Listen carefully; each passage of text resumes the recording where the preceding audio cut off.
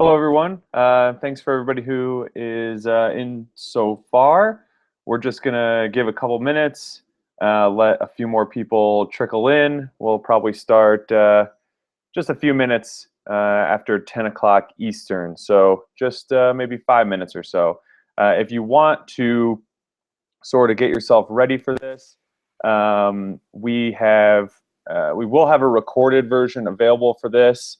So, you will be able to do that. You'll automatically get the link. You will be able to get some better video quality if you close out other programs on your computer. If you're actually on a computer or laptop rather than on a mobile device, it will work a little better. I know that's not always an option, but if you can, it will give you a little bit better video quality. And if you can try to use a Google Chrome browser, that will also work a bit better. On the right side, you'll see a chat. I'll be in there today while Wyatt is presenting. So I'll be able to answer questions and, excuse me, I'll be able to answer questions as best as I can in the chat. And then I can also take questions that we can save for the Q&A at the end. So please do ask questions as much as you'd like, and I'll do my best to answer them over there. So again, we're just going to get started in a few minutes here, maybe just 2 or 3 minutes, and just let a few more people trickle in here this morning. And just for those who are just joining now, there will be a recorded version available. So you should be able to get that just a few hours after, usually about 2 or 3 hours after the webinar. We'll post the recorded version, and all of our webinars are also available at clearestimates.com/webinars, so you can view those there as well.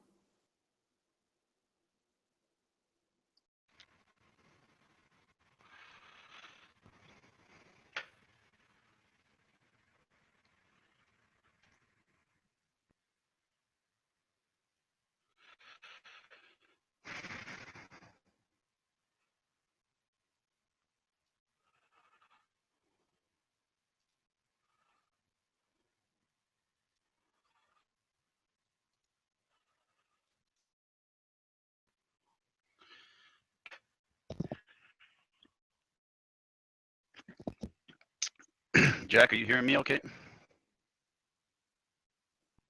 Yep. You're on live here with everybody. This is Wyatt. Did the slide show?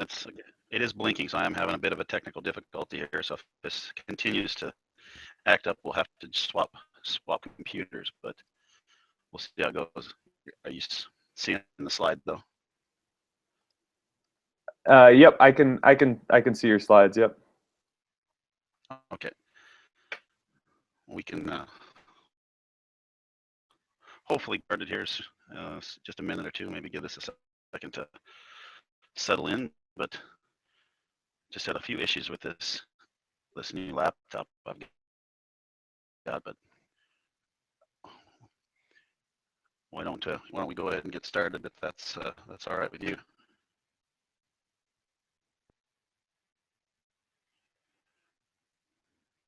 Yeah, we can get started. Wyatt, your audio is a bit fuzzy. I'm not sure if you're using a headset or what, but it's just a bit fuzzy. I don't know if you want to just.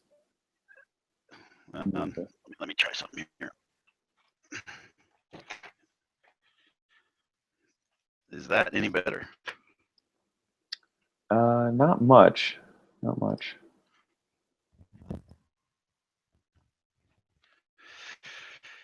Yikes. Well, I don't know what to do here.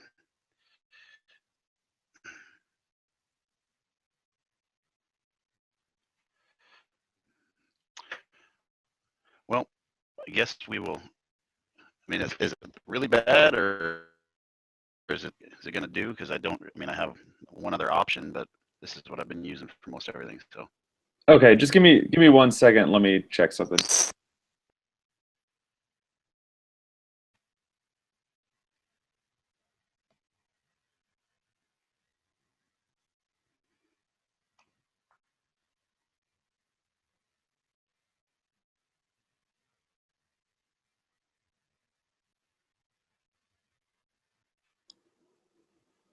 Yeah, it's pretty choppy. I don't know if there's another option you can use or something, but it's pretty hard to understand you. Well, let me just jump out of this screen here, and let's see what can we do here. Shut this. I'll just try my. Yep, go ahead and take care of that, Wyatt. Sorry to everybody for the delay here. Wyatt's just having a little technical difficulties with his computer. While we wait for him, just kind of reiterate some of the things I talked about a second ago. There will be a recorded version available after the webinar. All of our webinars are recorded and available at clearestimates.com/webinars. You can also go to clearestimates.com and go to the support tab, and there's an option for the webinars. So if you just hover your mouse over the support tab in the menu, you can see all of our recorded ones there. Since you registered for this webinar and you're obviously here, you'll also get a link in your email about 2 or 3 hours after the webinar with the direct link to view the recording as well. So you can keep an eye out for that. So in case you missed something, you will get the recorded version afterwards. For just a little bit of help, if you need a little help on getting the video quality a little bit better, you can try closing out your other programs. That usually helps. Usually if you're using Google Chrome's browser, that usually works a little bit better than Internet Explorer or Firefox. And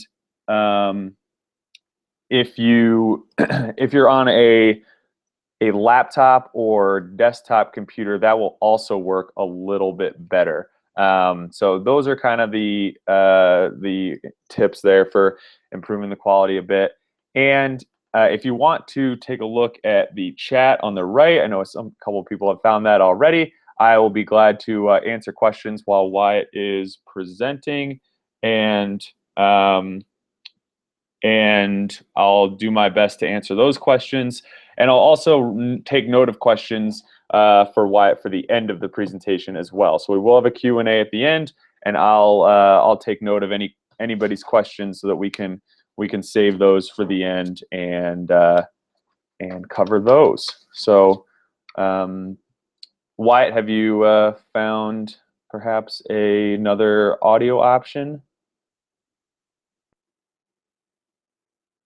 It's like he's still getting set up. I know people can hear me fine, it looks like. That is great. Good to hear. I think it's just Wyatt's just having a little bit of trouble with his computer this morning. So I'm sure you guys all know how that goes. Sometimes technology just does not want to comply with what you want to do. So just give Wyatt a minute here. He's going to get the audio going. We got a great webinar today for how to stop giving out free estimates. This was a very popular, this is basically, from you guys. We did a webinar about a month ago, and we asked everybody what you most wanted to hear, and this was a resounding, resounding from the crowd was we wanted to hear about this one. So hopefully this will be very useful for you. Again, feel free to ask questions as we go in the chat, and I'll try to interrupt Wyatt if I can, and provide some we can hopefully provide those answers pretty quickly for you. So this should be a great webinar. Seems like we got a few more people trickling in, which is great. So just for those just joining, we're just giving Wyatt another minute or two. He's got a couple of issues with his computer this morning, so should be just fixing that up, and should be ready to go in not too long. And again, there will be a recorded version available of this afterwards. And if you want, I can just show you where you can get these on the Clear Estimates website. So if you go to clearestimates.com, if you go to this support tab, and these are going to be available to everybody, so you don't need to be a Clear Estimates customer. You can view these at any time. You go down here to the webinars option, and that will give you a page where you can register for upcoming webinars. So we got that reservation for this one. You can get notified about upcoming webinars as well, and we've got our previous webinars saved for you to view just by clicking there. So you can view those at any time in case you need to go and check those out.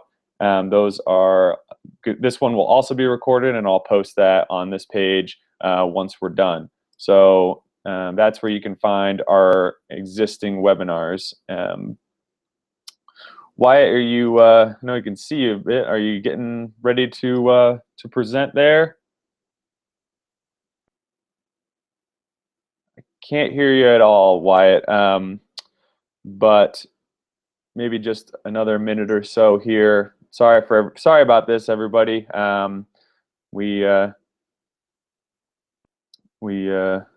Usually this has been working just fine, and of course, the one time I tried to do it, I'm sure you guys have experienced this before, but we're working on. We'll hopefully get this started pretty quick here, and we'll go through the webinar quickly and efficiently so that we're not taking up too much of your time here. I'm sure you guys have a busy Thursday. Let's see.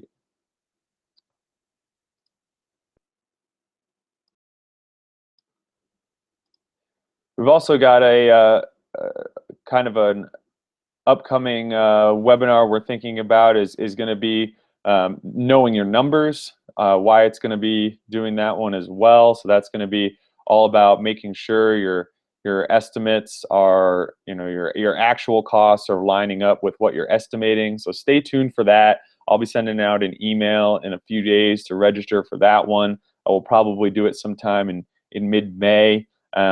Again, it'll be free, and that's going to be a really good one as well. So that's just making sure that what you're estimating is actually coming up, and your costs are matching up with what you're estimating, so that you're not losing money on each job or any job really. So, Jack, are we any luck yet? Yep, I can hear you loud and clear there. So yeah, it was. I didn't set it up in Webinar. Okay. So I could see it on mine. I'm like, why is this not working? So, all right, let me get over there and we'll get the right screen going. I apologize, everybody, for the delay. Which screen are we looking at here?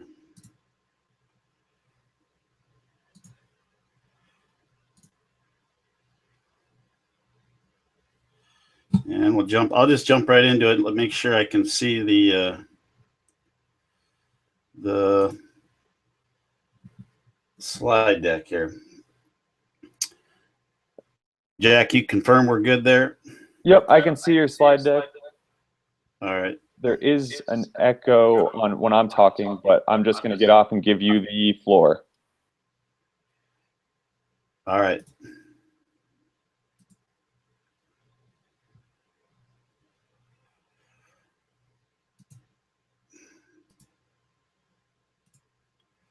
All right, everybody. And Jack, jump in if you we have any more technical difficulties. Apologize, guys. These things are frustrating and pain in the butt, but sometimes not much you can do about it. So again, thanks, Jack, for the introduction. Sorry for the delay, everybody. Again, my name is Wyatt Knight.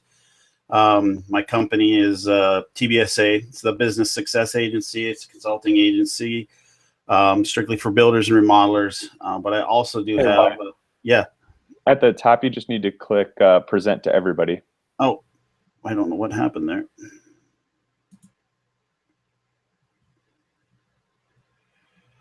Where'd it go? Which screen are you seeing? Are you seeing the actual slide, not the? I'm seeing the slide, but the webinar is not seeing anything. Oh, so go back into the webinar then and present to everybody, huh? Yep. What is going on here, Wyatt? I am feeling a little fumbling around here. So screen share.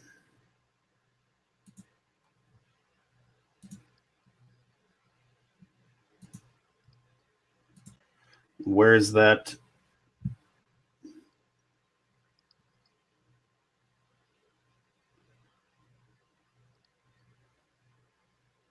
There we go. Okay, now you can select your slides.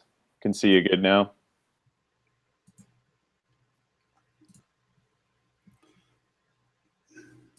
I don't know what the issue is here, but didn't have this much trouble last time, huh? Yep, I can see your slides now. All right, you got the clear slide?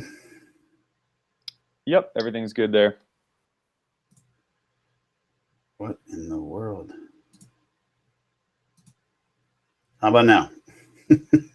Yep, we can see it. Okay, well.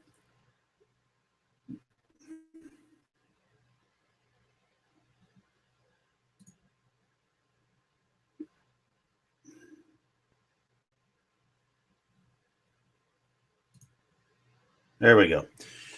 Again, sorry for the delay. So moving on, we'll try to make up some time here, not to keep you guys too long, but again, Wyatt Knight here. Thanks, Jack, for the introduction there, and we'll jump right into it.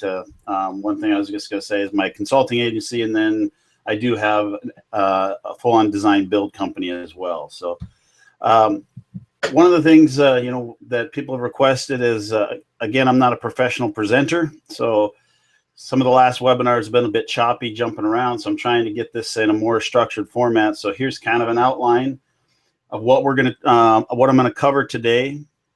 And we've had, like Jack said, we've had some resounding feedback that people want to hear more about how to stop giving free estimates. And I know it's a pain point because I've lived it, and I've been in the trenches out there, running and gunning, and you get tired of working for free really fast. And I don't know about you guys, but I know I sure did. So some of the stuff you can see there, just those 8 little points. There's we'll go into that in much depth, but some of the stuff you got to do is you got to eliminate pre-qualified people. You got to eliminate those price shoppers and tire kickers, because there's plenty of people out there that have no respect for our time as professionals. And I'll go into that a little bit deeper. And then I'm going to show you some strategies and tactics on how to attract higher quality prospects and clients. So that's kind of a big thing, because that's where the process starts. Again, if we're not giving free estimates, we're going to get paid for our time, and we are professionals, just like attorneys and doctors, any other professional in that in their field, they get paid for their time. Why shouldn't we? And I'll tell you what it really comes down to is we've all set the standard. So you've got to kind of rise above it and then just not accept that anymore. So I'm going to show you a proven process that will show you how you can position your company as the obvious choice before you ever even meet with them. Part of that process will actually even eliminate the competition. And once you do meet with them and you're showing them, going through everything, what it ends up doing, this whole system and this whole process, is it really just provides the homeowner with a better better buying and a better building experience. And it's good for everybody. Everybody wins. Last couple things is you'll close higher value clients. They're better clients, but they're higher value, meaning they're going to do bigger projects. They're willing to pay more because they respect your professionalism and the service and the value that you're providing. And then lastly, what it ends up being is, now that you're getting paid for this process and you're taking the client through a much more detail-oriented process, you're able to produce much more accurate estimates, and plans. And that's kind of the big thing. So one thing I want to go through, you guys have probably seen some of this stuff before if you've been on previous webinars, but this is just an icon, a little logo that I've created because I feel that there's basically 10 key components to a successful design, build, remodeling company. And those components are, as you can see here, marketing, design, estimating, and sales, and then all the way from the handoff through production, all the way to legal and financial.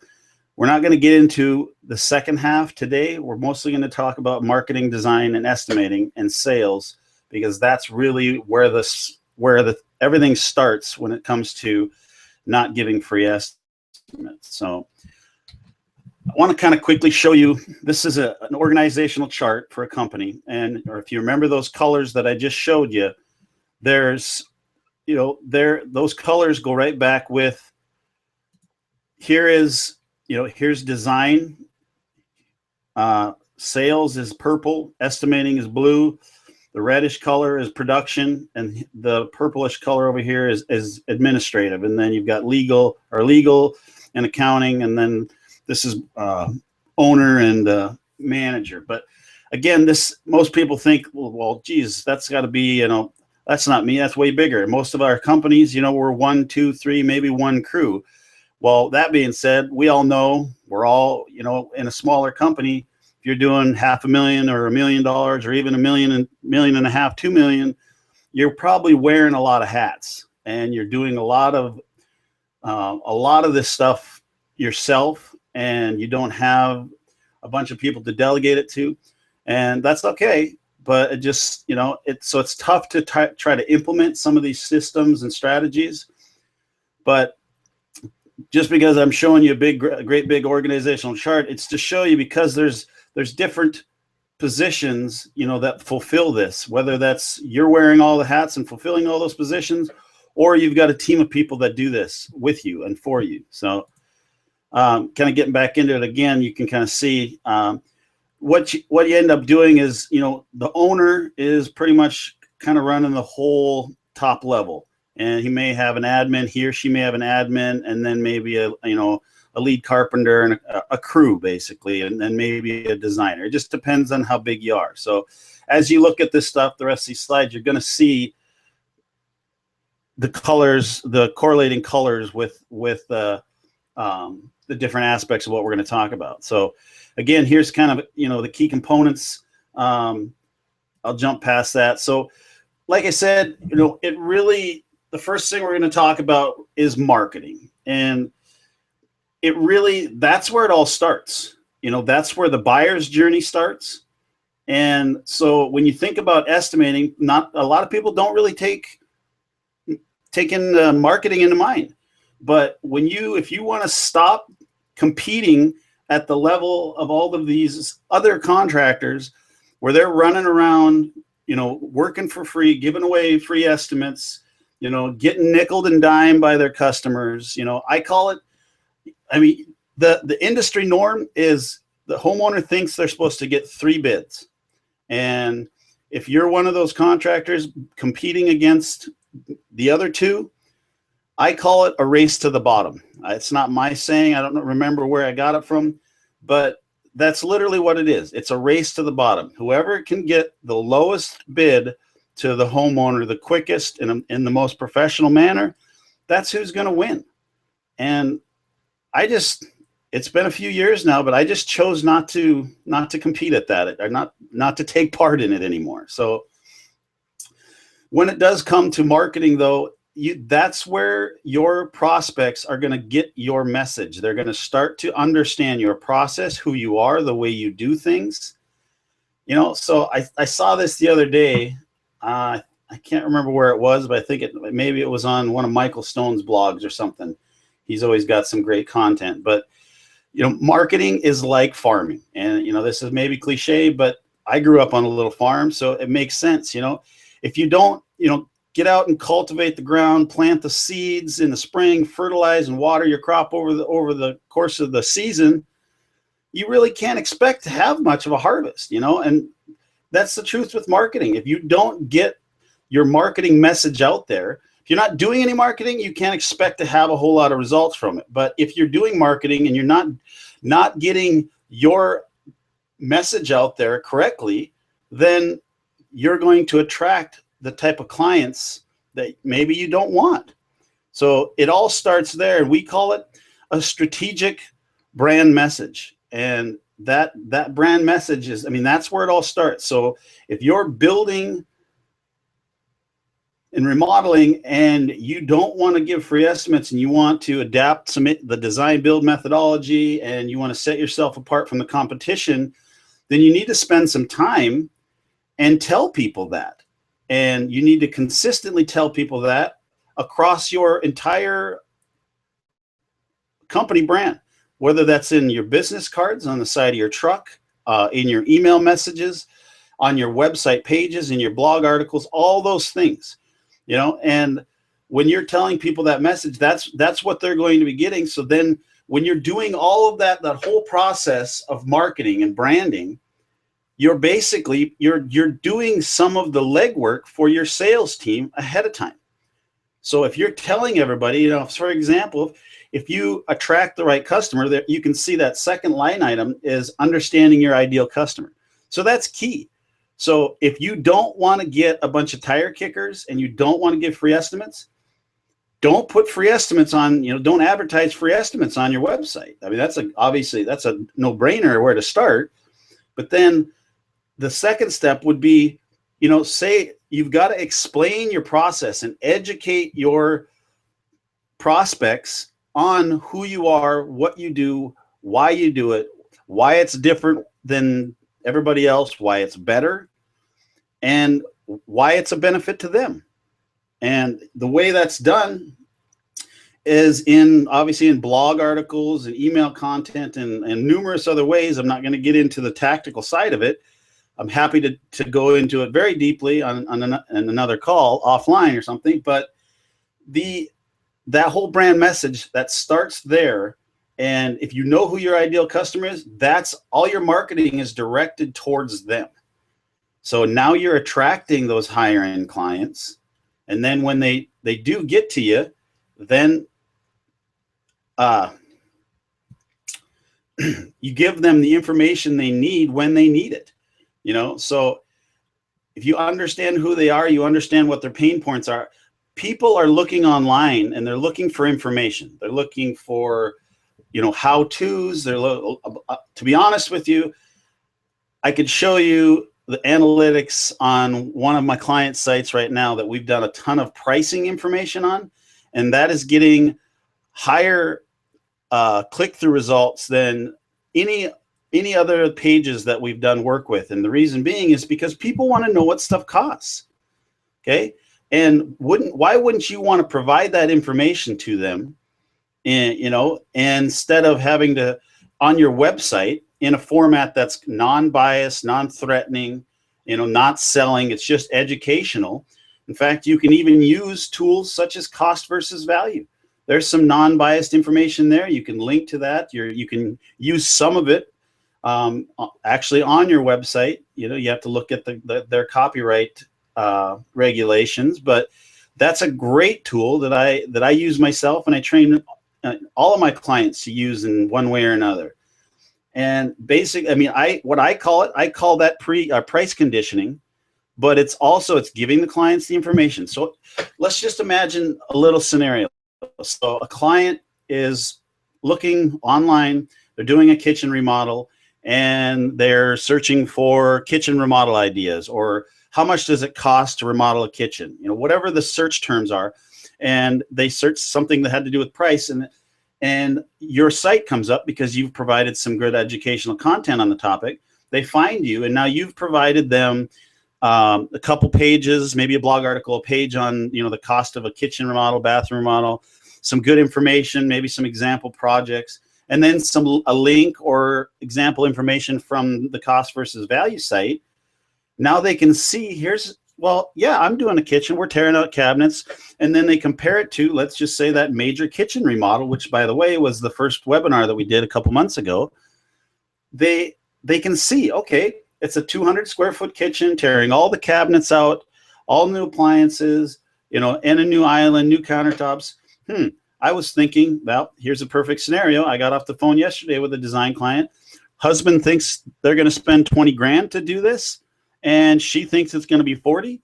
I went through all the information in my phone script that we'll talk about here in a minute when we get to the sales stuff, and I pre-qualified them. I made sure they were on board with my process, my system, but I also talked a lot about price.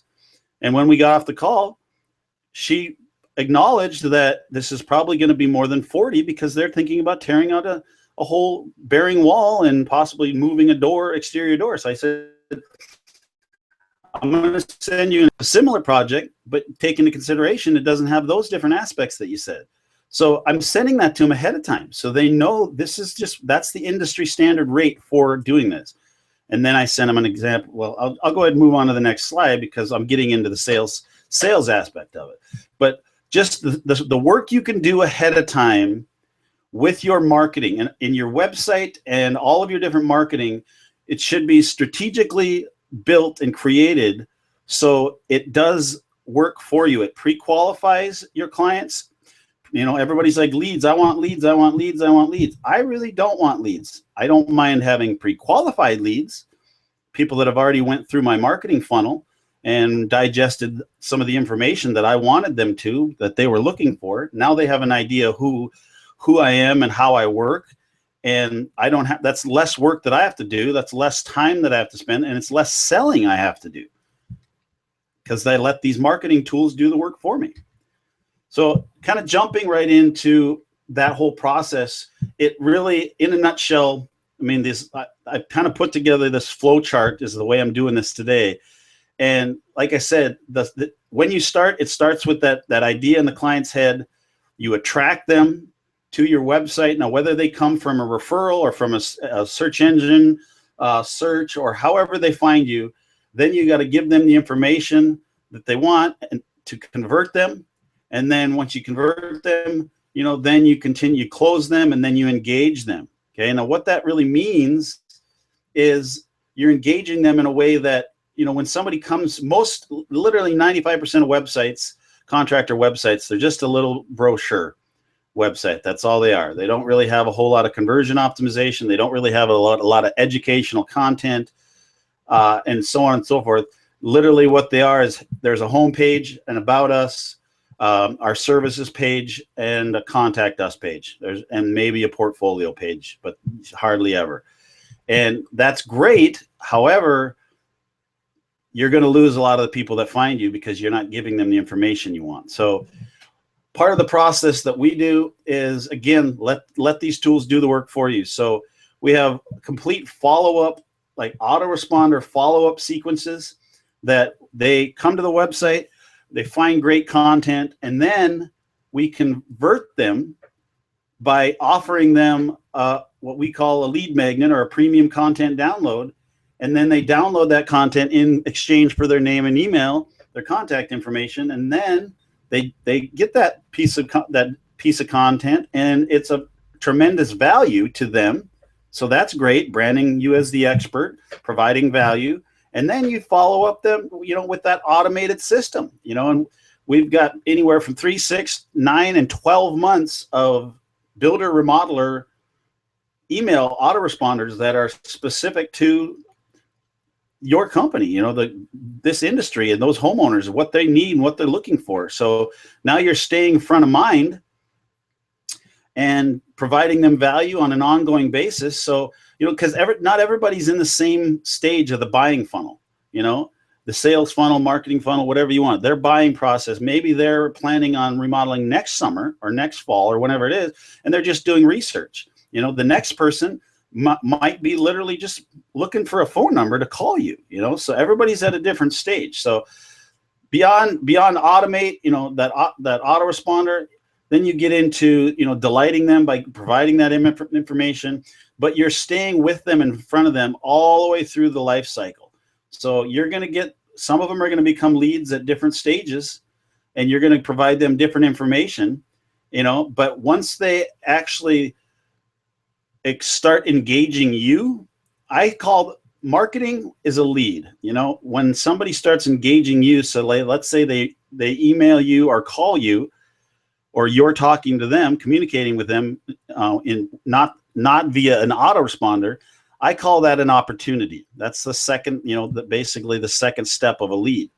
So when you move forward into that, then you start the sales process, because now you're actually engaging that prospect. So the sales process, again, it's you're speaking the same language that you were on your website. Okay, this is who we are. This is what we do. This is how we do it.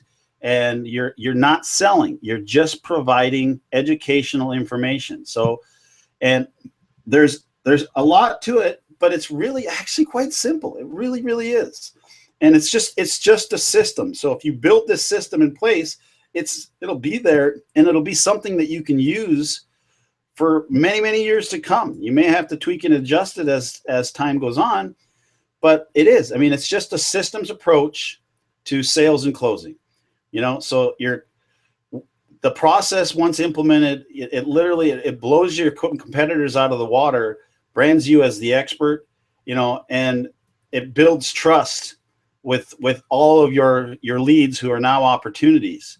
And it's just a great process, and I'll kind of go into it in more depth. So you take that opportunity here, and now you're on the phone with them. All right. So let's just talk about quickly a quick little phone script, that you could use. And I'm willing to bet that most of you guys are doing a lot of this already. Okay. It's just when they call, they're like, you say, hey, John and Mary, this, thanks for calling. My name's Wyatt with Design Build Duluth. And you start talking to them, asking them questions, getting information. Let them tell you about their vision for their project, and they'll go into it. And the more they talk, the more they're going to feel that you're interested in them, genuinely interested. All right. So, and I get feedback. Some of the clients that I work with, they look at some of this information and they're like, oh, they're not going to like that. I'm not going to use that. And I was like, well, you think of it because of what you get out of it is different than what the client gets out of it. So you're more or less pre-qualifying them again by asking them, oh, how long have you owned the home? Oh, great. You've been there for 7 years. Okay. So you're thinking about doing a kitchen remodel. Sounds good. So what did you guys have in mind? Oh, we're completely going to redo the layout, and we're thinking about tearing out this wall. We're not sure if it's a bearing wall or not. And we may have to move the door because it's just not in a very good location. And oh, that sounds like a great project. And, and then you keep asking questions, let them keep talking. And then once they kind of run out of breath or run out of information to provide you on the project, then you start asking them questions such as, well, have you guys, is this your first project? You've owned the home for 7 years, you said. Have you done any remodeling before? Oh, yeah, we remodeled our whole basement last year. Okay, how did that go? Oh, good. Did you do that yourself, or did you hire somebody? Oh, we hired, Bob the builder from, over across town. Oh, yeah, I'm familiar with Bob. And how'd that go? Well, if they tell you that it went well, then you say, well, why aren't you hiring him again? And if they don't answer that with he's either really busy or he can't, there's some legitimate reason, that's my exit point right there. Because if they don't have a problem with their previous contractor and they're talking to you, guess who you are? You're the price checker. And I don't really like doing the price checking because that's free estimates, and I don't like working for free. So I probably won't go out to that call because I'm more or less in the questions I'm asking them as I'm pre-qualifying them. That's just one of the many, but just think of that. Those little questions where you're just talking, you're just asking questions about the project and what they've done in the past, what their familiarity with remodeling is. It's a very in-depth process, and we want to make sure that we're very transparent and get everybody on the same page. So it's a seamless process, and you're coming across as very, very detail orientated, but also very professional, because honestly, I don't know how most of you do it, but par for the course is most contractors will get a call and they'll ask 2 to 3 questions, and they'll get off the phone, and as long as they got an address and a phone number, they'll set that appointment and they're on their way. Whenever that appointment is, they're coming out. They don't do any of that work ahead of time. So think about it. Another way is think about, okay, that homeowner got asked 10, 12, 15, maybe 25 questions in a conversational manner, very in-depth and very detail-oriented, and you got all the information you need. So then if you do decide to go out there, that you've already got you're way ahead of most of the people, most of the contractors. So moving on, right after the phone script, and part of that phone script is I tell them what I'm going to do next. Okay. I tell them, all right, well, I'm going to, once I've pre-qualified and I know that I'm going to spend the time and go make that meeting, I schedule the meeting, and then I tell them, hey, I'm going to follow up with a few more emails, and here's what's going to be in email 1. Here's what's going to be in email 2, 3, and 4. Okay. And so what's coming out to them in the very first email is what I call a lead magnet. It's similar to the one that you would allow them to download on the website if they haven't already.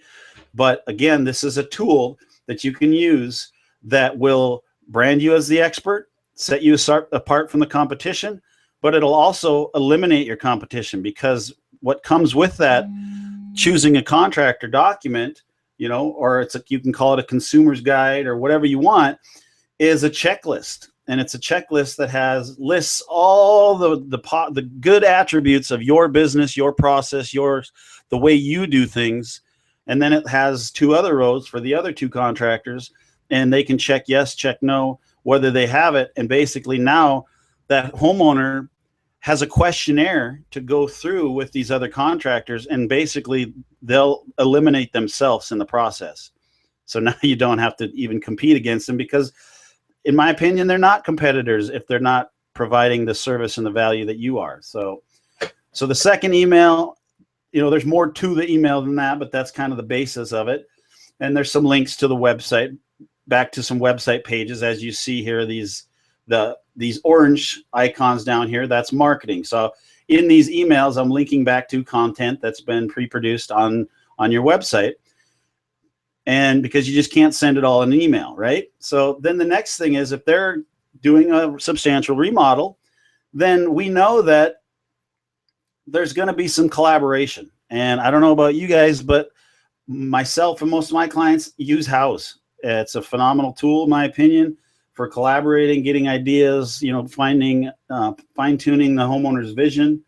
So I send them an email out that talks about doing that, how to do it, sends them to my House, and then I invite them, you know, create an idea book and invite them to collaborate. You know, again, most other contractors aren't going to do that. It's sometimes a little bit preliminary, but I give them steps, basically homework to do between when I got off the phone with them and when that meeting is. And now if they do it, then I know they're serious. If they don't, then they're probably not serious, but also I'm setting myself apart. I also talk about budget on the phone in great detail. So this is all in this first phone call. So then I tell them I'm going to send them email with cost versus value information, some links to example projects that are close to what they're talking about doing. So I'm sending them information out ahead of time, because again, we don't just throw the WAG, the wild ass guess. We don't throw estimates around. That's not our process. So here's some non-biased information, some example projects that you can take, the homeowner can take a look at and establish their budget. Because right out of the gate, I know 20,000 is not realistic. I know 40,000, they can get a lot done for that, but what they're talking about doing, probably not. So let's, again, like I said, price condition, but let's, you know, do a little reality check with them. And then the last thing that I send them prior to the meeting is an example of the design agreement. And I've went through this with them on the phone call, explained our process. So in a large remodel like this, there's no way to give you an accurate estimate. In fact, we don't give estimates. We provide you with a fixed price proposal. So when you do this work ahead of time on the phone, you're just explaining to them, you know, to actually give you a fixed price proposal instead of an estimate. And a lot of contractors, what they do is, and you guys know this because you probably compete against those guys, they'll lowball bid it, and then the customer will take the job, or take that contractor, give him the job, and then he'll get the kitchen cabinets torn out, and then he's hitting them up for a change order, and it ends up costing way more in the end anyways. And it's just shady business as far as I'm concerned. And that's what gives many homeowners a bad taste in their mouth for contractors. They don't trust them. So that I don't buy into that. So I explain that and kind of warn the homeowner about that, and then I explain the process. The ideal way to do this is to engage in a design agreement and create a design that's designed around your budget and your vision. And then if those two can meet somewhere, you know, if we can design something that's close to your vision and fits your budget, great. If not, you may have to adjust your budget, just depending on which one you're negotiable with, the budget or your vision. And that way, that before you start spending the big bucks and get your kitchen torn out, you know exactly what it's going to cost. And I tell them that you will get through the design process, you will get the exact project, your vision designed. You'll be able to view it in 3D, like a virtual tour, photorealistic. I mean, it's the tools that are out there and available are phenomenal. It's the stuff they see and watch on HDTV. So why not give it to them? You know, why not offer it to them? So then you tell them that, and then you say, when we finalize, we've approved that final design, then I will give you a fixed price proposal, and that price will not change by 1 penny unless the scope of work changes. And then I explain what that is. You know, the scope of work, obviously, if you decide you want to add another window or another 2 feet of cabinets, that's changing. You're gonna pay for that. But if something else happens, it's on us, because we do the detail. We take the time and go through the details, and we know the cost. So from that point, they've gotten 4 emails, a detailed phone call, and 4 follow-up emails. And then there's software tools. I have a great one that I use that have analytics that tell me whether or not the homeowner opened the email, which links they've clicked on, meaning which website pages they went to, if they looked at the documents, because again, my conversation is, this is our process. So I'm going to send you an example copy of our design agreement, and I want you to review it just so you have that information ahead of time, even though I'm going through it with them now, explaining it to them, but then I want them to go through it detailed. So then they go and they open that email. I get a notification, or my analytics tells me that if I go look. And then if they look at that document, it literally tells me how many seconds they spent on each page of that document. So now I know they read my emails, they looked at they clicked in the link and went to my design and development process and stages on my website. They've done their homework. They're serious. They want to do this project. They're digesting the information I'm providing, so on and so forth. So then before the meeting, then I call and confirm the day before. If it's an evening call or evening meeting, sometimes I'll do the day up, but I'll call and if I know, if my analytics tell me what they've done, what they haven't done. But if I know that they haven't looked at that design agreement on that confirmation call, you know, I'm just calling to confirm the meeting tomorrow at 5 p.m. Mary, just wanted to make sure we're still on. Oh yeah, sounds good. Okay, well, I just wanted to make sure, did you get all my emails and that I sent you over? Oh yeah, I got your emails. Okay, did you have a chance to look at any of the information? And oh yeah, yep, I looked. That's really good. Thanks for sending that. Okay, how about the documents? Did you take any time and were you able to go through that design agreement? Yep, I did. Okay, well, I know that she did or didn't. So if she didn't, and I'm going to ask her, okay, well, any particular page that you liked? What did you like the best? Make her or him or her tell you something specific about it, because now they're going to say, they're either going to lie. If they lie to you, you don't want to go out there. You know, I'm not going to that appointment. But if they're either going to lie or they're going to come to truth and say, actually, I haven't got a chance to look at it yet. Okay, well, you know, I ask them to do it, you know, and confirm, make them commit to you that they're going to do that, and tell them why it's important.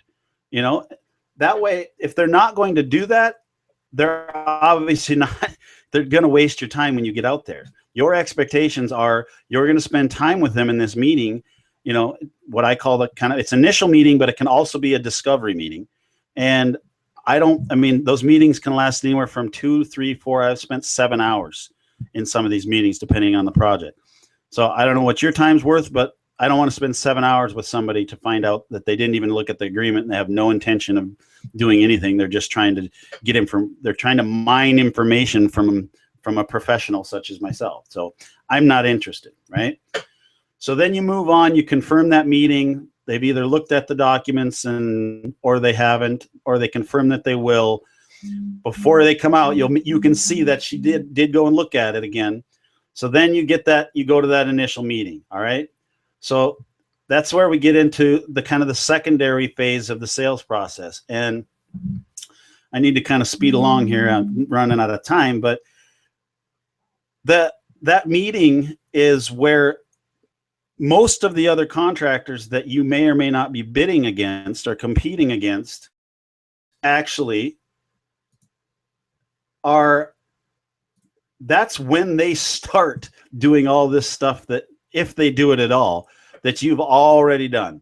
So before you ever even get to that meeting, you are so far ahead of your competition that many times the customer homeowner cancels those meetings because they're just, well, a lot of times the contractors don't even show up either. But anyway, so when we get to that meeting, that initial meeting, I call it a meeting protocol. All right. So it's a sales process. It's a meeting sequence. It's just things. And I train on it. And I mean, I've been using it for years, but it's a system. And if you do it systematically, you do these processes and procedures systematically, they work. But if you don't do it, the same way and continue to do it and perfect it and do it over and over again, how do you know what's working, what's not, right? So there's a complete 10-step sales process, and that's really all that is step one is you call it the warm up. When you arrive, you get to know them, talk to them, talk about family, friends, how long they live there. Don't just jump right in and start, talking shop. Okay. Get them, get to know them a little bit, personalize it, and then there's step 2, 3, 4, all the way to 10, which we can go through, but it's a process. Okay. There's a process, and I'm happy to share some of this stuff with you guys. If you guys are interested, you can take a look at it, and it does take some time to learn it, but I imagine most of you are doing maybe even all of this already. You just don't even know it. Okay. So at that point, part of that process is I'm going to present what I call my sales packet, call it a presentation binder, a portfolio. A lot of you guys use that, but I use a tablet these days. Most of you guys do as well, but I have a digital portfolio. I have a company story. I have my company processes and procedures, and the way I run my business, and the way you're showcasing. Okay. Now you're not selling, you're just telling a story. You're showcasing a way of doing things. Okay. And you're just showing them how you do that. And you're doing it in a strategic manner and steps and process. And you have the script that you use, the questions you're asking them, the things you're telling them in a certain order, and it just works. It flows, and then you get through all of that whole part.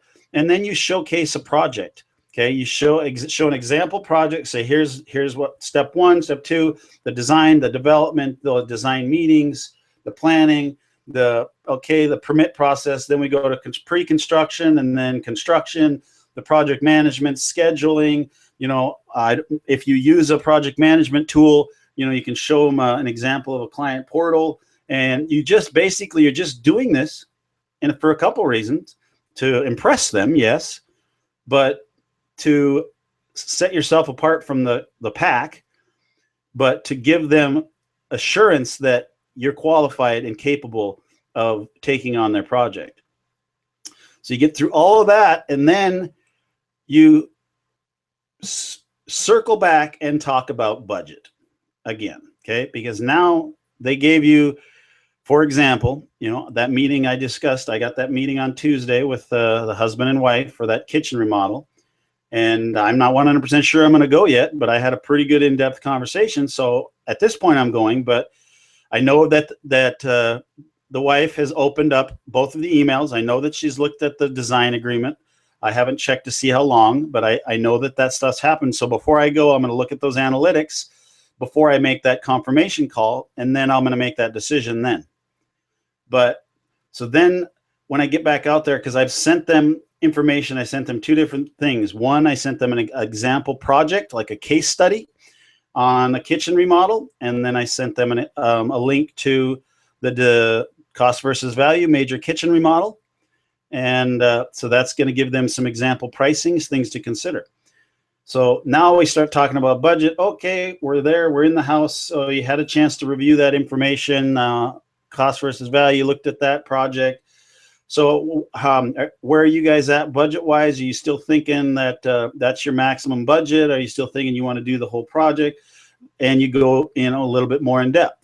So you do this then because the next step is to move forward and engage that design agreement. And the design agreement's fees are based on that budget amount. So you get to establish a budget, you talk about it, you're very transparent, and you get that information from them, and then you move into the next stage. So at some point in this process, in this meeting, you know, whether it's an hour and a half, 2 hours, I can assure you you can't get it done in pretty much less than 2 hours, and you don't want to rush it. You know, the more time you spend with them, the better off you are. But at some point in that process, this almost always happens. I mean, not even 9 out of 10. It's more than that, okay? At some point in the process, I get asked a question. So what do we do next? Or where do we go from here? Or what's the next step? Basically, they have just closed themselves, okay? I didn't have to ask for that. I didn't have to do anything. I was just not selling. I'm just showcasing and presenting, you know, and then at some point they like what they see, and then they just say, okay, so what's next? Well, then, you know, they've seen that design agreement. You get the design agreement out and you skim over it because you know they've already read it. And then the reason you skim over it, because you go through you just established the budget. Now you say, all right, well, the design initial retainer is this much, and we take half of that up front, and the other half is due when we produce the plans, or however you want to do it. And then you say the next step, it would be we would schedule the discovery meeting, and or, you know, if you didn't get that information that you needed in that same meeting, you would need to schedule the discovery meeting, or if you've got the information, you schedule a time to create the as-built drawings, okay? Because you've got to create a plan and a design for the existing structure, and the more time and the more detail you put into that, the more accurate it is, the more accurate your estimate's going to be, the more accurate your remodel plans and designs are going to be. So that's the starting point there. So moving on, you know, then you go into the design and planning phase. All right. And that's really, you know, where you can stop giving free estimates without offering design, but it's kind of difficult because you need to provide some kind of value and set yourself apart from these other companies. And a lot of these guys, they're going home and they're drawing stuff up on a napkin or a notebook, or they're even maybe providing 3D, you know, CAD drawings for free. You know, if they want to, go ahead, because I guarantee they won't spend the time and put in the detail that you will if you're getting paid for it. And the client, you have to express that they're not going to get the same information when they're working with somebody that's doing for free, you know. So again, I mean, these are just a lot of line items that you would cover, but I'm running out of time, so I'm going to kind of skip ahead here. This is pretty much the process. So it's either that discovery meeting or you're doing the as-built drawings. And as part of that, you're kind of doing a feasibility study, meaning, you know, if it's an addition, is it going to be within setbacks? Do we need to get a survey? I mean, is the project feasible? Is the foundation sound? I mean, all these different things. Now you're getting paid to dig into the project, basically, instead of having to do all that work for free, which I know we've all done, because I know I did it many, many times for years. So then the next step is you create conceptual designs, all right? And then you meet with the homeowner and you present these conceptual designs based on the collaboration on house via email, either that, or if you put them into your project management portal software from there, you're communicating that way and collaborating and getting information and sharing pictures and sharing previous projects. And you've got a lot of information and feedback from the client at that point. So you create those conceptual designs, you meet with them, present those conceptual designs, get more feedback, and spend some time and tweak a few things right there with them if you're capable of doing that. And then you go to the next stage, which is create the preliminary designs, which is just more in-depth, more detail. And then at that point, I produce 3 preliminary designs, three conceptual designs. And then there's usually at least one preliminary design, but sometimes there's a few offshoots of that, you know, some options, just because we're still haven't made those decisions yet. So then you present those preliminary designs or design and get feedback and get approvals. And then, that's all done in a meeting in person. It can be done virtually, but then you go to the final design and you create that final design. And when you come to that next meeting to get the final design approval, that final design review meeting, you have, it's an estimate at that point, but it's a very, very accurate estimate because you've got accurate plans. You've got an accurate design. Well, technically you don't have plans at that point, but you've got a design, which is you have the program that produces the plans. So you have all the information. Okay. So then once they approve that design, if there's any final adjustments, then you go to, plans and construction drawings. That's the only time, unless the customer pays extra, that is the only time I will ever produce an actual plan, something you would print out is at that point. And at that point, they've engaged with an additional agreement, not the contract yet, but an additional agreement taking them forward to that stage, because not all projects produce plans. Not all projects that produce designs go to planning, go to construction, get built. So that's a secondary process. So then at that point, I produce the plans, they approve those plans and sign. The next step would be approving those plans, signing the actual construction contract. And at that point, we've got plans that they've been approved and you've got a fixed price proposal. They sign that agreement and they're on the schedule. We move into construction. But before that, obviously, part of that design build thing, there is the actual estimating process. But when you're doing the design and you're creating, you have all of this data, all this information, the complete takeoff. And I literally sat with a client just the other day and I just said, I don't do an estimate without doing a design. And the reason being, even when I get a set of plans, I will import those plans and I will draw right over the top of those plans in my design program because of the efficiency and effectiveness and accuracy that I can produce when that produces a takeoff in the numbers. So having all that data, I'm able to produce an estimate very, very quickly, really accurate with lots of detail. Again, that's a sales tool because you're producing in-depth project specification. So, I can keep going, but that's pretty much the nuts and bolts of it. And until we get more in depth into estimating and then more into the project management process. But Jack, I don't know if you've got any questions or where we're at for time, but I've got about 50 minutes or so on this. And I know we started pretty late. So where are we at? Yeah, we're coming in around, we're around 11 o'clock Eastern now. I don't really have any other questions coming up from the chat. A couple people did want to know, are these slides going to be available afterwards? Can you provide a link to something like these so they can get them after the webinar? Yes, we will. They will. I'm sorry, I should have said that up front. But no worries. There will be a link and you can view them as often or whenever you want. So perfect. Okay, so if anybody has questions, why don't you go ahead and throw those in the chat.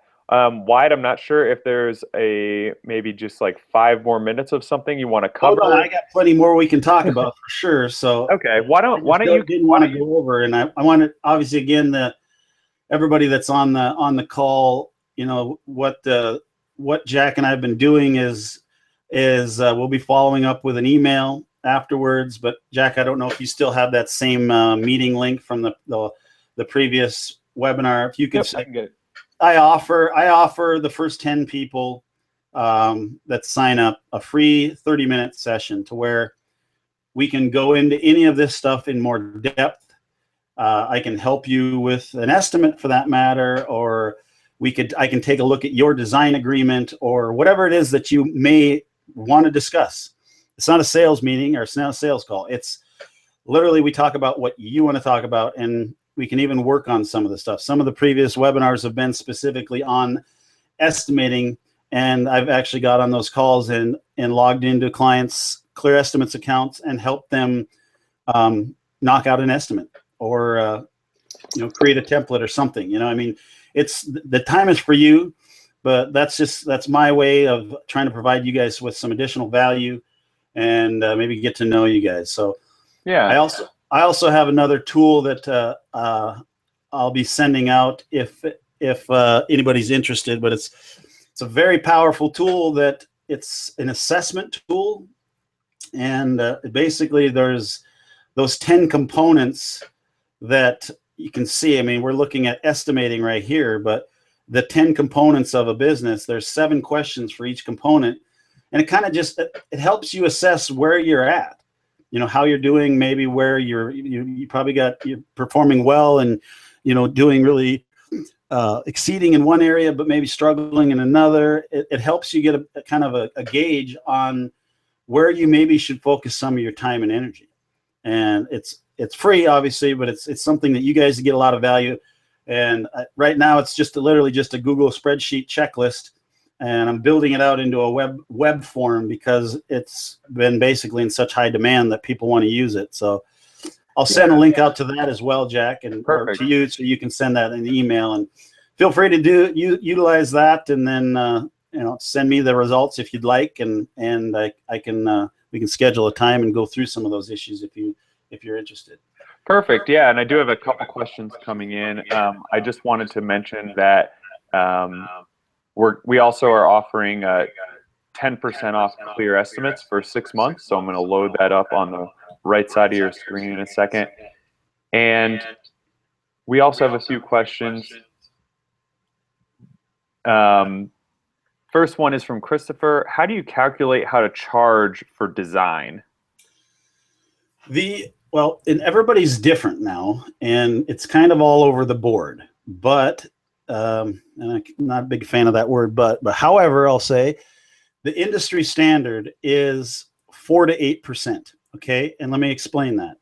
It's a sliding scale, meaning the smaller the project, the larger the retainer percentage. Okay, so, and I have a method. The way I do it is anything less than 100,000 in gross volume or project budget, it's 8%. So you might think, what, 8%? That's $8,000 in design fees. Yep, it is. And then it goes up from there. You know, between 100 and 200 is, you know, 7.25, 7.5, and it just sliding scale on up to, you know, big $1 million, $2 million projects. All right. Now that's a really good question, and it's kind of an ongoing debate. But if we've got time, if people want to listen, I want to tell a quick little story. And think about, it's a mindset, okay? Think about somebody's building a project.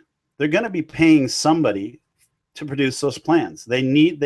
Plans are required to get permits, and they're required to build from, you know? So if they're going to pay somebody, why not it be you?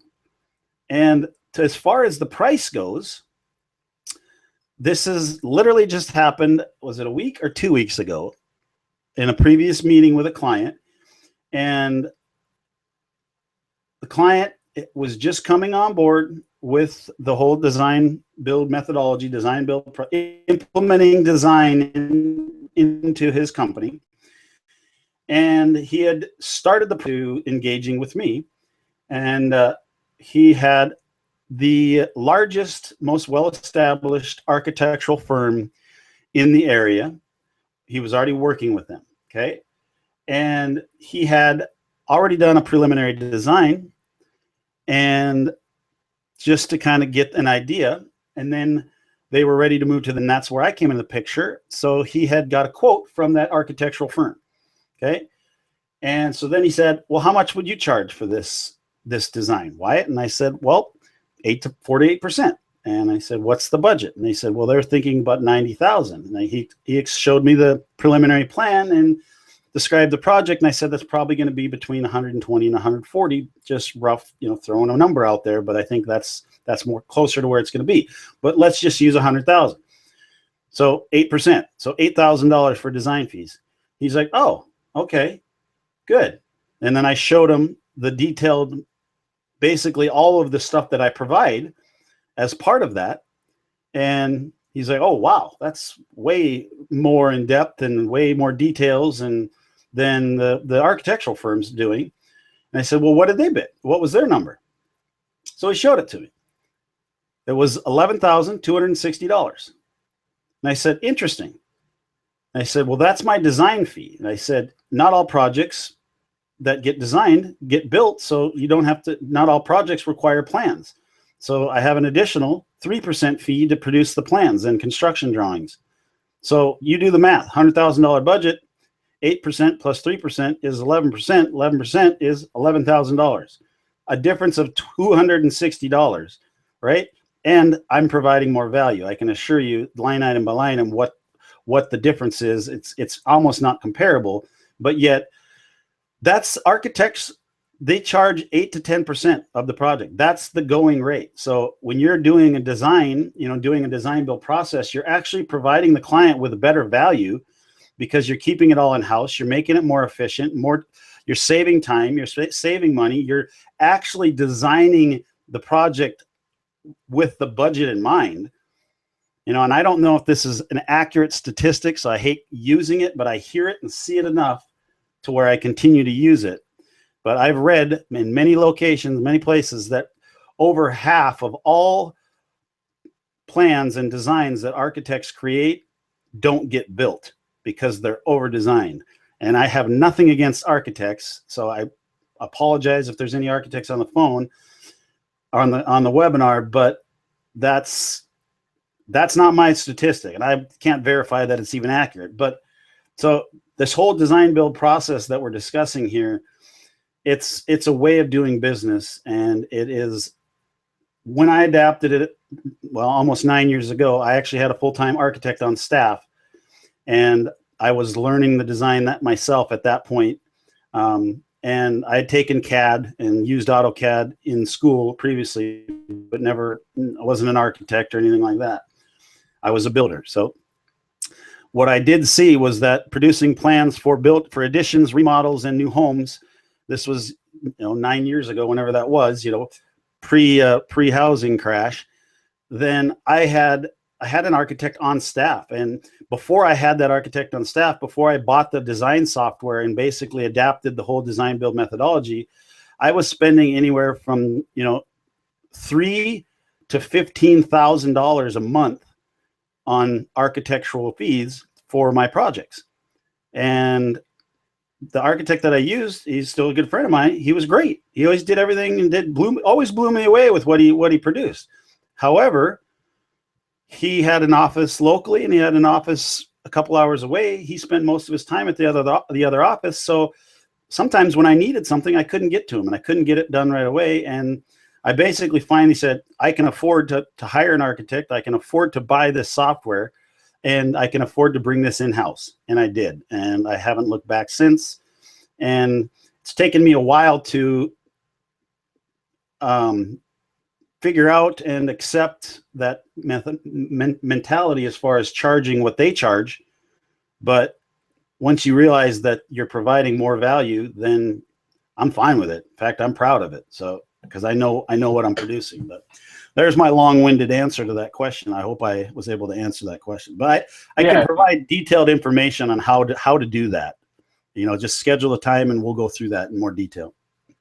Yeah, great. And then we have another question from Blake. He wants to know what sort of things are included in your design agreement. Well, it's actually my design agreement is actually kind of a checklist in a way. It has a bunch of options. So depending on where the client's at, they can choose to just do a conceptual design to see if that's something that they may even like, and that's just a small fee, usually, $1,200-1,500, maybe $2,500 at the absolute most. And so that's one thing. But then if they're planning on building the project, then, the fees are based on the percentage, but then the whole design and development process and stages, there's the meetings, which I can jump back to. Did I skip it already? Right there. There's those meetings. Okay. So you produce an as-built drawing. Now we're just talking remodel here. You're producing an as-built drawing. Part of let me go back. A discovery meeting is a meeting where you're gathering all necessary information. Okay. And I literally have what to expect in that meeting. The homeowner gets an email that says, here's what to expect. Here's what you should do. Here's what you should have ready and prepared. so on and so forth. And then I come out and we basically, it's an interview. We're discovering all information and collaboration and all that for that meeting. And then we go into doing the as-builts. So we're actually creating an as-built plan, drawing, design based on the existing project. Then the next part of that is producing those conceptual designs. So they can choose one, some, or all of these things. And if you're asking what types of drawings, I could probably skip out of this and pull it up, an example. Why don't I try to do that, I guess? But not every project is the same and requires all the same types of drawings, but there we go. Let me keep talking here. I'll pull this up, but I give part of that design agreement, that example that I send out, is it's kind of a sales tool, you know, and it's the same agreement that I used. It's just built a different way, I guess. Let me open up design agreements here, and Jack, can you confirm that you're seeing the screen? Yep. Yeah. All right. So let me make this full size. And I showed this last time. I'll even try to zoom in here a little bit if I can, but okay. You know, so this is not the actual same thing that I use, but all the information is the same. The one I use when I meet with the client, it's actually built in Excel. Well, actually I use Google, but I have it in Excel just in case I don't have internet, because Google Sheets only works, well, it does work offline too, but anyway, so I have a checklist. Okay. So I enter their budget. Okay. Here's the example of what they're going to do. It's a full kitchen remodel, remove bearing wall, possibly add a door, you know, all new flooring and living and dining, whatever their project description is. I enter it right there. Okay. And then their budget, which doesn't, where is it at? Here. Well, it's not on this one, but they enter their budget right there, and that budget then calculates the payments, because it's just a formula that calculates the fees based on my scale, my percentage scale. Okay. And then it calculates the payments. And then look, it explains, it has all the phases, the discovery phase, okay, meeting with owners, explains everything that's going to happen. And then it goes into choices, will or will not, okay, will or will not do this, will or will not you do that, you know, and it's basically describing everything we're doing, and then letting them choose the different options that they can. So in my tool that I use, if I check yes or no for will or will not, you know, it's just yes or no, we will, and it calculates the price for that, and it all populates right at the bottom. You can see there's lots of choices as you get through all the different phases, to where it's an option. You know, it's basically like a shopping cart. They can go through. Well, I do it for them, but I explain what it is, and they choose yes or no, and then we get to the bottom, and then boom, there's the total. Here's the half down, a half upon the payment terms, and we're off to the races. So you let them buy, but by sending this out ahead of time, they have all that information, and then I just run right through it in that spreadsheet, and then it produces the agreement and contract. But to answer your question, again, this is a sales tool. You know, here's the cover sheet. Now, not all of this would be applicable in every plan, but cover sheet, specifications, site plan. Like obviously you're doing an interior remodel, you don't need a site plan. You know, floor plans, yeah, if you're not doing a basement, you don't need the basement or foundation. If you're not doing an addition, again, just a roof plan. If you're not changing the roof, you don't need a roof plan. Not doing anything exterior, you don't need exteriors, but 3D models, color, you know, building sections, stairs, details, windows, kitchen, elevations, bathrooms. Again, I think there's close to 30, you know, roof framing plans. You can see, I mean, look at the details, okay? Very, very detailed of what we can provide. Electrical, plumbing, mechanical, you know, all those things are what we can provide. Doesn't mean that we will be providing them, because it may not be required. But when a homeowner reviews this, they go, oh, wow, you know, that architectural firm that I talked to about doing this, they said I'm going to get a floor plan and elevations, and it's in black and white, and that's it. You know, so there isn't, I don't know if there was details, construction details, detailed drawings on here. I know it's here somewhere, but that's kind of the thing. So, I mean, this stuff is really easy to do. You know, if you adapt some of these strategies, you know, you can start using this stuff. Some of my clients, I literally say, oh, they've got this project, they're going out to bid. Here's a copy of this design agreement. Take my logo off the top. Well, I can send it to you blank too.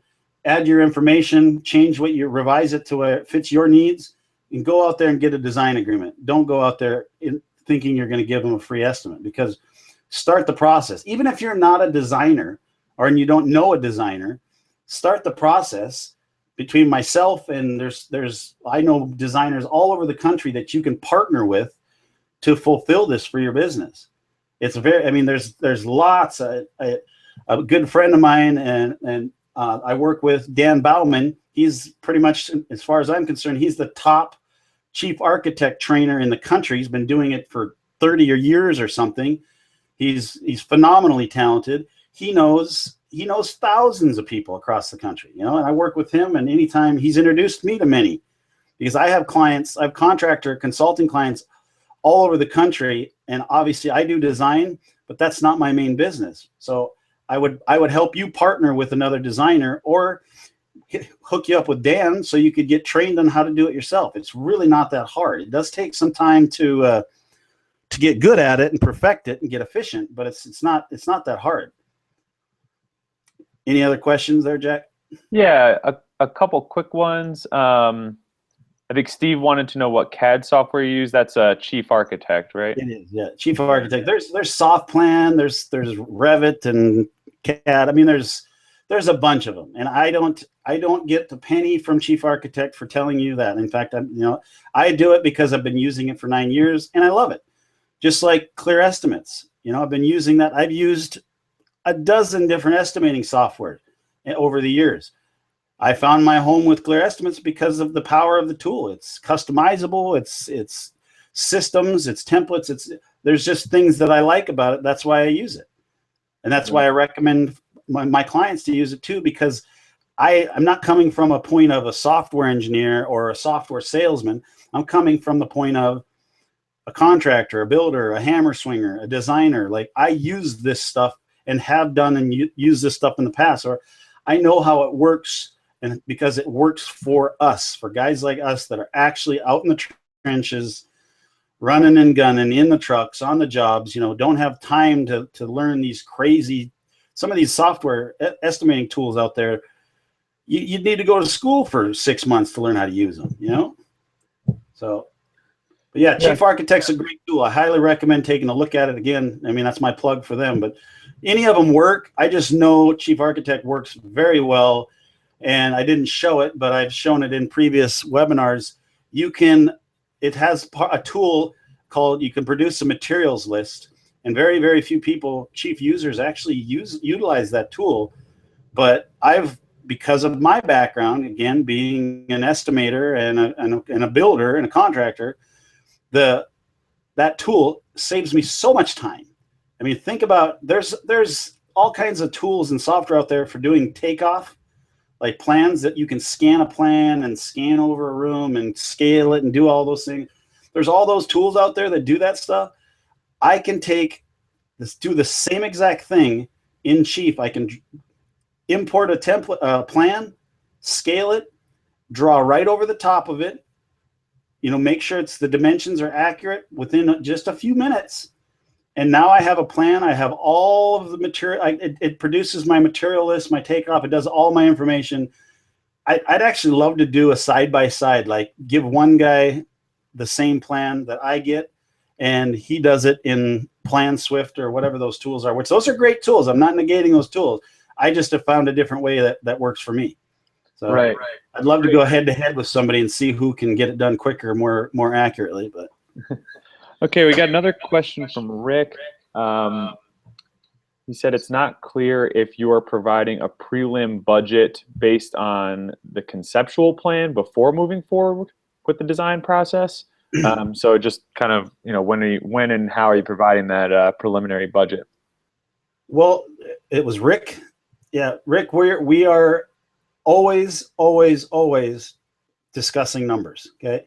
So your numbers get more accurate as the plan or the design gets more detailed and more finalized, right? So you can say, now, if you've been in this industry, you know, you can walk out and you can say, well, a bathroom is going to cost 10 to 20 grand, right? You know, depending on the size, depending on the scope, right? A kitchen, you know, you have an idea of what it costs. Now, without knowing exact type of flooring, exact fixtures, selections, all those things, you can't give an accurate quote, right?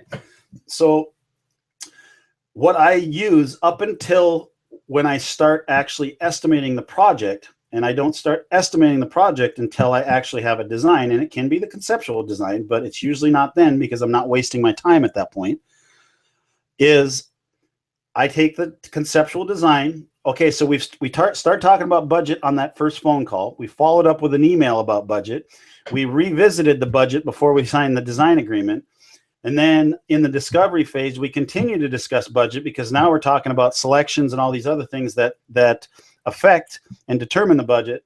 So then when we start the conceptual drawings, we know we have a well-established, legitimate budget that their budget isn't 70 when they're telling me 50.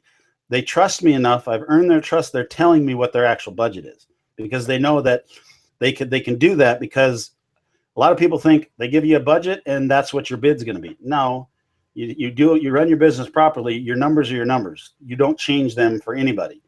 You don't discount it. You don't adjust it. You don't raise your prices because you don't need to. You know your margins. You know what you have to charge, and you do it that way. So I use the cost versus value to answer the question. I know I'm always very long-winded about this stuff, but to answer your question, Rick, I use cost versus value and other example projects that I have in the past that you can pull right out of Clear Estimates or any other tools that you use, or if you have case studies, which I highly recommend you add to your website. I use those. Okay, so I'm not doing an estimate. I'm comparing to other similar type projects and then maybe making a quick calculation or adjustment. That's the conversation that happens, but you continue to discuss numbers all the way through. So then you get through the conceptual designs. That's because you're talking numbers the whole time. That's going to steer you in the direction of where you're going to take that design. When you go into the preliminary design, continuing to have those discussions, it's going to continue to steer your design right up until the point where you're giving that fixed price proposal. But having that conversation and keeping all the information out on the table and having an open dialogue about that with the client, you will get to the end result. Everybody will be happy. Everybody will be on the same page. And whether that's on budget or you're going over budget, they're not going to be surprised. When you present that final fixed price proposal, there's no surprise. It's just like, yep, there's the plans. Here's the price. Here's the specifications. I've already sent them the example proposal ahead of time, so they know the terms. They've had a chance to let their attorney review it if they so choose, and they just sign it. It's just a simple process because you're constantly communicating, collaborating, and it's just an open conversation. Hope that answered your question. Great. Just a couple other quick questions. A couple of people are asking about your design build agreement / Excel tool worksheet. Are you going to be able to provide copies of that, or should they call you to? Yeah, I guess before I am, that will become a product because I've been asked for it quite a few times, and I could send you guys a file right now and you'd probably be fine, but I just don't want to do that, because if I send that file to you and you have questions or you run into an issue or you want to make an adjustment or a change and there's complicated formulas and things like that in there with macros and such, then I'm going to be giving you training on that because I need to help you fulfill that. So my clients pay for consulting to get that. So until I have those training tutorials, those videos, and the actual written tutorial on how to use that created, I'm not offering that product. However, if you're interested in taking a look at the tool and seeing if it's something that you might want to use, book a 30-minute session. It's free. We can take a look at it. If you like it, then we'll create a way that you can use it, but it'll probably have to be with at least some minimal consulting, meaning you'll load it on your computer, I'll do a screen share, and I'll train you on your computer using the agreement on how to use it, and we'll record that session, and then that'll become your tutorial. Other than that, I don't have a way to give that to you right now that I'm comfortable with. But I do, if you're comfortable with that, that's the only way I could do that at this point, or am willing to do that at this point. Great. So just a reminder to everybody, there's going to be a link sent out to everyone after the webinar where you can schedule a free conversation with Wyatt. So just take a look in your email for that, and you can talk to him about the agreement as well as a few other things. We did have a question about how you integrate clear estimates and builder trend, and that would be probably a good topic of conversation for one of those, as well as potentially a webinar in and of itself. Another question we did have from Buck. Buck would like to know how you overcome clients who think they already have a design or think that they don't need all of your services that are part of your package. That's actually a good question. And it's funny, I have my my whole meeting outline, and I was just looking at that going, in fact, Dan Bauman actually sent me some information because he's done this stuff for years as well. And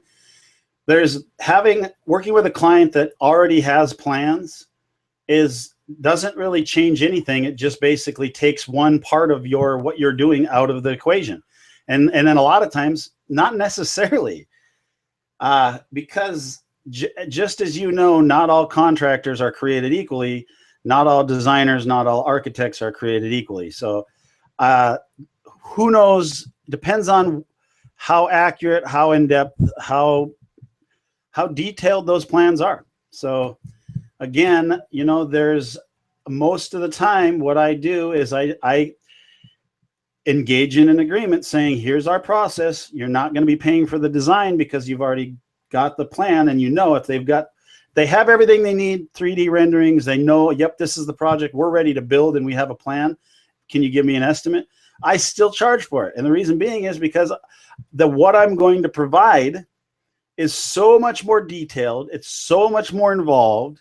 I'm going to spend so much more time than any of these other people or other contractors, because the value that I provide, because I don't want to just throw out a wild ass guess. I don't even want to throw out an accurate estimate. I don't work that way. And neither do the contractors that I coach. They only provide fixed price proposals.